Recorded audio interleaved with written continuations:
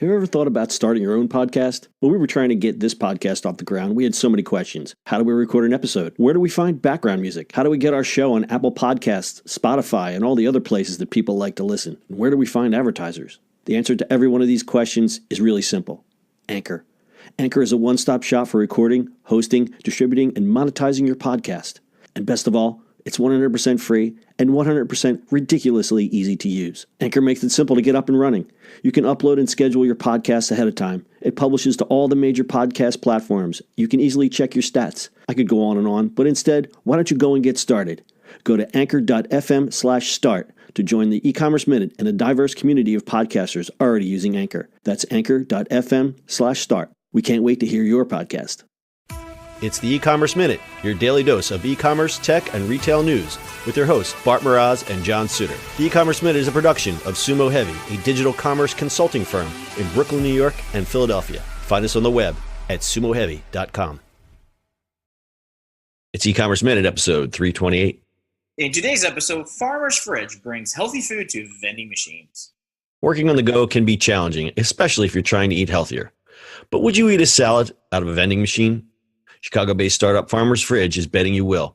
Farmer's Fridge makes eating healthy on the go as easy as using a vending machine. Items like delicious salads, bowls, and snacks are priced from $5 to $8. The company, launched in 2013, has grown to about 185 machines in Chicago and Milwaukee, with another 225 coming online by the end of this year.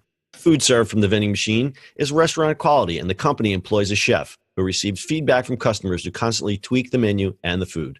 Staff also restocks the machines from the Farmer's Fridge warehouse via temperature-controlled vehicles where the meals are prepared each morning. The company states that waste is low, about 5%, thanks to its allocation algorithm that determines how much of each type of food to stock in each vending machine location. Leftover food is delivered to Greater Chicago Food Depository, a food bank that works in partnership with 700 agencies, including soup kitchens, shelters, and pantries. Farmer's Fridge vending machines can be found in airports, hospitals, and in traditional retailers like pharmacies, convenience stores, and even the Amazon Go store in Chicago. Recently, the company has added a new option for customers to pay via a mobile app and then collect their items by entering a code on the machine. The app ordering not only makes the process easier for consumers, but also lets Farmer's Fridge know that certain items are reserved, helping them better manage inventory.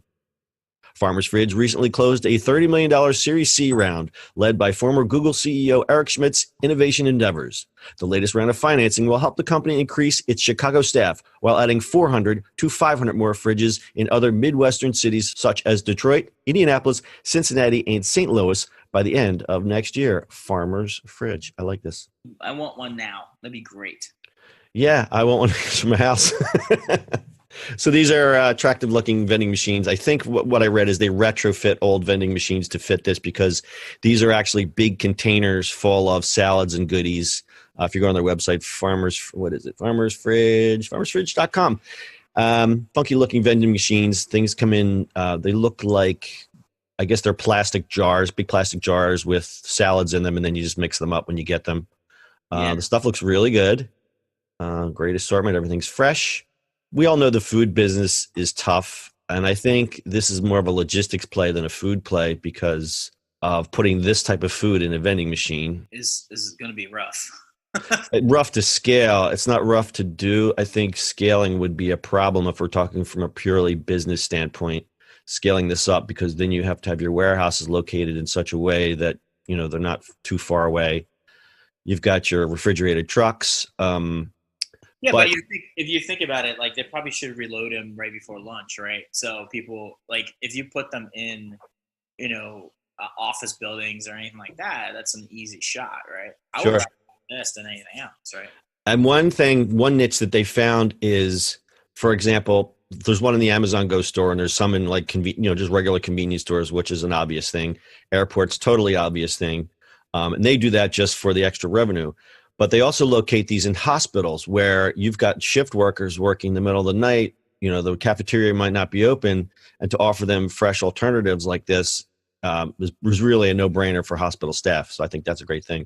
And I want these in every airport possible. Yeah, right?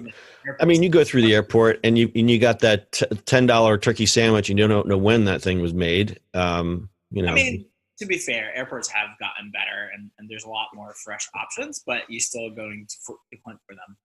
Yeah, no, I agree. Getting stuck in an airport used to be a really horrible thing, and now it's only half as bad as it used to be.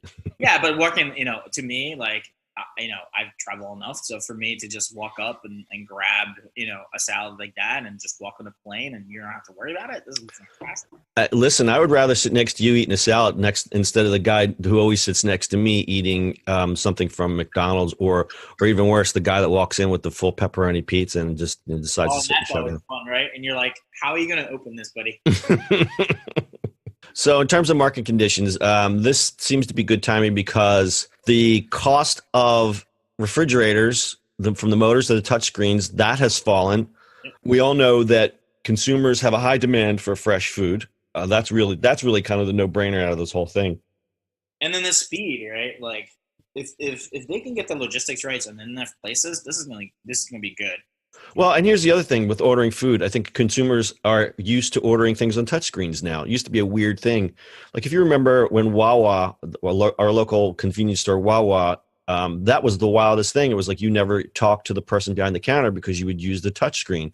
And now that's kind of ubiquitous. Like you go to a lot of places like that. And now McDonald's is going, oh yeah, you know what? This actually works. And you'll see a lot of McDonald's are like that. So now the other chains are catching up with this. And I think people are used to ordering from a screen.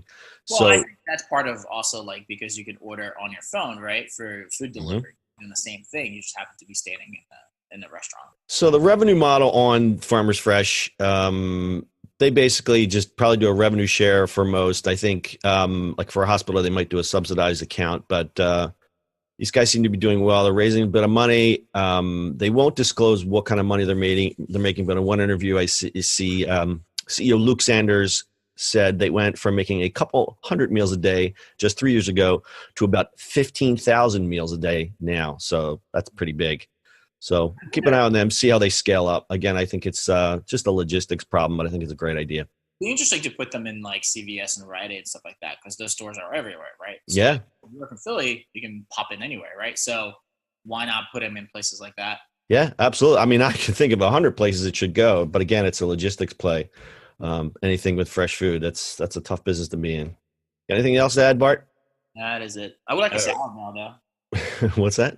I would like that salad now. Yeah, the pictures look delicious. You can look at their website, farmersfridge.co, and we'll also have pictures on our website, ecommerceminute.co. That is your e-commerce minute for today. We'll see you on the internet tomorrow. That's it for today's show. If you like the show, do us a favor and subscribe, or leave us a review on iTunes. And don't forget, you can now listen to the e-commerce minute on your Amazon device. Just add e-commerce minute to your flash briefing. And finally, if you have a comment or suggestion, or just want to say hi, find us on social media @Sumo Heavy.